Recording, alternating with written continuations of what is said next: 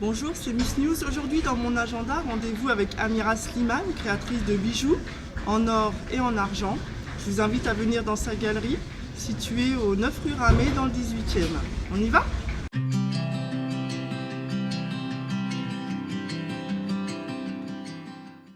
Bonjour Amira. Bonjour. Donc tu es créatrice de bijoux. C'est ça, oui. Donc comment t'es venu ce goût pour la création de bijoux? Alors, le goût pour la... Oui, ça date de très loin. En fait, j'ai commencé à m'intéresser à, je dirais pas à la fabrication, au bidouillage. Je fabriquais des bijoux j'ai commencé quand j'avais 13 ans. Je commençais à bricoler avec des bouts de choses que je retrouvais à la maison, des petites perles, des choses comme ça. Et je demandais à mes soeurs de porter mes bijoux, donc c'était un peu mes cobayes en fait au début. Et en grandissant petit à petit, en posant les questions sur qu'est-ce que je vais faire plus tard, je me suis dit, tiens, la bijouterie, ça c'est quelque chose qui m'intéresse vraiment. Et d'où te vient ton inspiration? Mon inspiration, je ne sais pas expliquer ça. Mon inspiration vient de la vie, de mes rencontres, des événements qui se passent autour de moi. Il n'y a pas vraiment de déclencheur particulier. Quand je crée une collection, très souvent je prends une thématique. Il y a une fois où je travaillais autour de l'art nouveau, c'est une période que j'aime beaucoup. Donc j'ai créé une collection un peu inspirée de l'art nouveau. La dernière collection est plutôt un peu plus, je dirais, tribal contemporain. C'est une invention, mais ça, je pense que ça correspond bien. Et sinon, quand je crée une pièce unique, c'est souvent juste, tiens, le moment... l'événement qui s'est passé hier ou il y a quelques semaines qui fait que ça sorte comme ça et ça sort chez moi en bijoux. D'accord. Voilà. Et ce sont des bijoux en or et en argent principalement? Principalement de l'argent.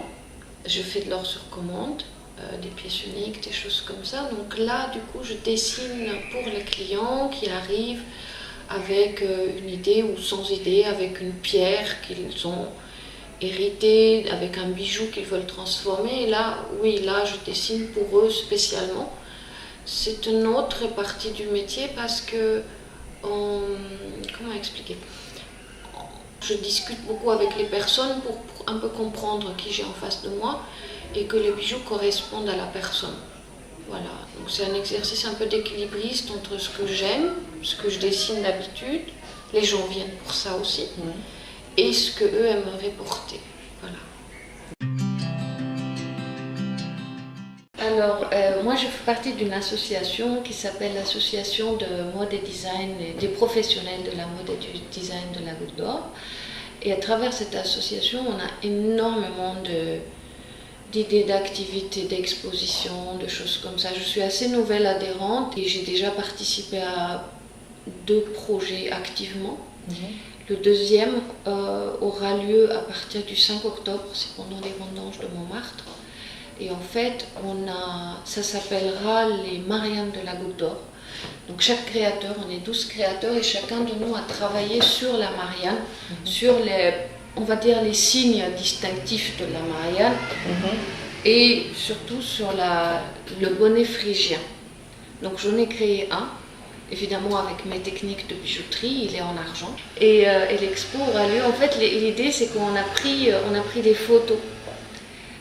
Moi je me suis mise en scène, et, voilà, et donc des affiches avec donc ces Mariannes seront visibles rue des Gardes, dans une des boutiques des créateurs qui sont là-bas. Et voilà, je ferai partie des 12 Mariannes. C'est super ça. Prochain. Ouais, c'est super. Et après, en 2017, il y a un grand événement de bijoux contemporains qui se prépare, qui s'appelle le parcours bijoux, le parcours du bijou. Et là, j'ai été acceptée pour 2 expositions. Une que j'organise ici à la galerie, avec 3 de mes anciennes stagiaires, et qui s'appellera Atelier, donc atelier qu'on a coupé en 3 séquences. Et qui un petit peu parlera de ces relations qui se créent entre ces personnes qui viennent ici, Oui. les transmissions, ces contacts, ces amitiés qui se créent, les moments difficiles parce qu'on se côtoie beaucoup. Et puis voilà, les grands moments de joie qu'il y a à vivre ensemble comme ça dans un atelier. Et le deuxième projet s'appelle Paris est un prétexte. Et ça, c'est un collectif avec lequel je travaille déjà depuis quelques années de créatrices de bijoux. Et là, on a fait appel à, en gros, on est une trentaine de créateurs. Et on va travailler autour d'endroits, de monuments, d'objets identifiables dans Paris qu'on va photographier. Chacun choisit, photographie et crée un objet autour de ce choix. Et il n'y aura pas une expo traditionnelle dans un lieu fermé. On a vraiment envie que ça se passe dans la rue, que ce soit un happening, que ce soit juste sur une soirée. Des gens qui déambulent dans la rue, les personnes qui porteront les bijoux seront identifiables avec, je ne sais pas, un code couleur, un maquillage particulier. Ouais. Et puis les invités qui vont échanger et évidemment les passants qui vont se greffer sur l'événement. Et il y aura aussi une projection de toutes ces photos qui vont être réalisées. Donc ça c'est en cours, on est en train de tout installer, de préparer les plannings et tout, c'est un énorme boulot. Voilà, donc ça c'est les deux gros projets qui arriveront à automne 2017. Donc à ne pas rater. À ne pas rater, absolument pas rater. Voilà, à part ça, je prépare des salons professionnels, je les fais toujours en septembre. Donc là, grand questionnement sur ce que je vais faire, à quel moment, où, etc. Voilà. Donc tu nourris l'événement. Oui, c'est ça. Je mûris l'événement.